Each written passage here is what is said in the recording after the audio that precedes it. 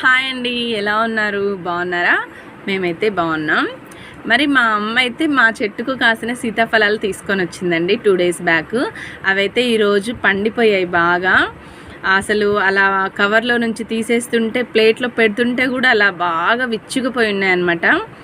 బాగా పండిన సీతాఫలం ఎలా ఉందో చూపిస్తాను.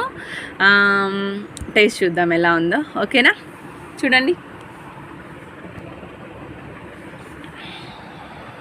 ఇదిగోండి, బాగా విచ్చుకుపోయాయి అన్నమాట. అసలు బాగా పండిపోయాయి కాయలు. చూసారా, 4 కాయలు పండాయి. మా చెట్టుకు కాసినవండి ఇవి. ఎలా ఉన్నాయి?